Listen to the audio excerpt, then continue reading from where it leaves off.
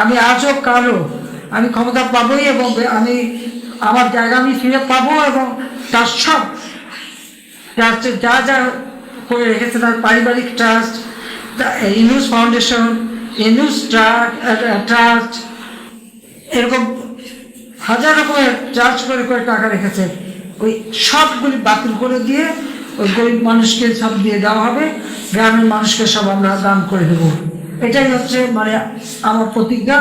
আর আমি যেটা বলি আমি সেটা আল্লাহ রাব্বুল আলামিন আমাকে সাহায্য করেন এবং সেটা আমি করতে পারি, এটা আমার নিজের সেই আত্মবিশ্বাস আছে এবং সেটা আমরা করবো ইনশাল্লাহ। এটা বেঁচে যখন আছি তখন এটা আমি করবই। এই বিধবাদের টাকা, স্বামী নিগৃহীতদের টাকা, প্রতিবন্ধীদের টাকা, মুক্তিযোদ্ধাদের টাকা, যত ভাতা, এই সব টাকাগুলো কিন্তু এরা চুরি করে খেয়েছে, মেরে দিয়েছে আর সব পাচার করেছে। প্রত্যেকটা ছাত্রছাত্রীর জন্য বিনামূল্যে আমরা বই জানুয়ারি মাসের 1 তারিখে দিয়েছি, ওই এখন পর্যন্ত কিন্তু সব বই হাতে দিতে পারে নাই। অথচ আমরা বই ছাপানোর জন্য বাজেট টাকা দিয়েছি, সেখানে আরও অতিরিক্ত 700 কোটি টাকা অতিরিক্ত টাকা নিয়েছে বই চাপাতে, কিন্তু বইয়ের দেখা নাই। টাকাগুলি গেল কোথায়? তার পকেটে গেল। তার বিরুদ্ধে তো দুর্নীতি দমন কমিশনের মামলা ছিল, সেই মামলা সে কন্টেস্ট করলো না, কারণ সে যে এতই সৎ থাকবে তত কন্টেস্ট করা উচিত ছিল। আর এখন তার সাথে তাদের যে সমন্বয়করা আছে, তারা কত টাকার মালিক, এর পাই পাই হিসাব আমরা নেব। আর আল্লাহ যখন বাঁচিয়ে রেখেছে, আমি এটা বিশ্বাস করি যে যারা আমাদের জাতির শত্রু, গণশত্রু, জনগণের শত্রু, যারা এই দেশটাকে ধ্বংস করতে চায়, তাদের চেহারাটা আজকে সকলের কাছে একেবারে স্পষ্ট হয়ে গেছে, তাদের চেহারাটা উন্মুক্ত হয়ে গেছে। আল্লাহ বোধহয় এটাই চাচ্ছিলেন যে এরা ভিতরে ঘাটতি মেরে মেরে খালি তোমাদের ক্ষতি করতো, আজকে এদেরকে চিনে রাখো। কাজে আল্লাহ সেটা চিনিয়ে দিলেন। গরিবরে খাবার দেবে না, মানুষকে ভাতে মারবে, কৃষককে মারবে, শ্রমিকরে কাজ কেড়ে নেবে, শ্রমিকরে মারবে, আর এদিকে নিজেরা মোটা টাকা বানিয়ে বসে আছে। কেউ 100 কোটি টাকা নিজে চিন্তাই করতে পারে না। ওই যে ক্ষুদ্র সমন্বয়ক বানিয়েছে যারা, তারা প্রতিটা আমরা হিসাব রাখছি, হিসাব নেব, কড়াই গন্ডায় হিসাব নেব, এবং সেদিন বেশি দূরে না, খুব কাছেই সেদিন। আর এমনি তো সম্মেলকরা যেখানে যাচ্ছে সেখানে তো ধাওয়া খাচ্ছে সকলের সাথে চিঠি করার জন্য। কাজে এখন তো ওই বাড়ি তৈরি করতে হবে, তৈরি হতে হবে। যারা আমাদের নেতা কর্মীকে হাত দিয়েছে 1 টাকা ছাড়বো না। আর মামলাটা কোনো সীমা পরিসীমা নাই, প্রথমে দিল খুনের মামলা, এখন হচ্ছে দুর্নীতির মামলা। ঠিক আছে, আগে দুর্নীতি প্রমাণ করুন এবং টাকা হিসাব পাই পাই করে আমি নেবো, কয়দিন আর ক্ষমতা থাকবে।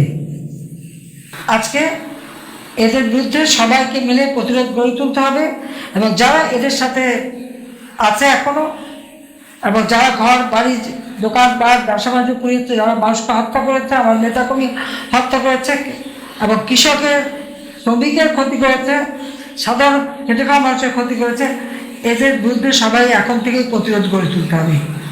এখনই সময়, কোনো কেউ কারো হুকুমের অপেক্ষা রাখবে না। যে যেখানে আছে সে, যারা কাজ করছে সে সেখানেই নেতা। কোন নেতা কি বলবে না বলে ওটা আশা থাকলে হবে না।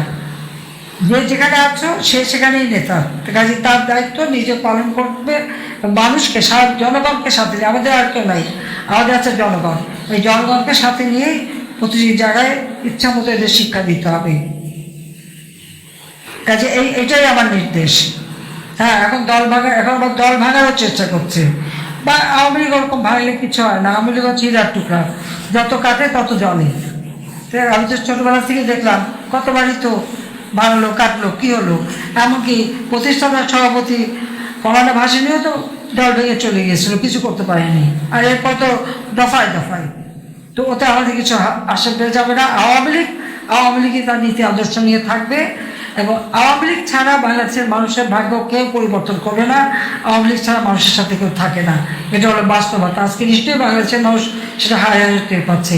আজকে সমস্ত আওয়ামী লীগ নেতাকর্মী, মুক্তিযুদ্ধের সপক্ষ শক্তি, 14 দলের নেতাকর্মী যে যেখানে আছে, সবাইকে নিয়ে এক হয়ে এখন থেকে জনমত সৃষ্টি করা, মানুষের পাশে দাঁড়ানো এবং এগিয়ে যাওয়া।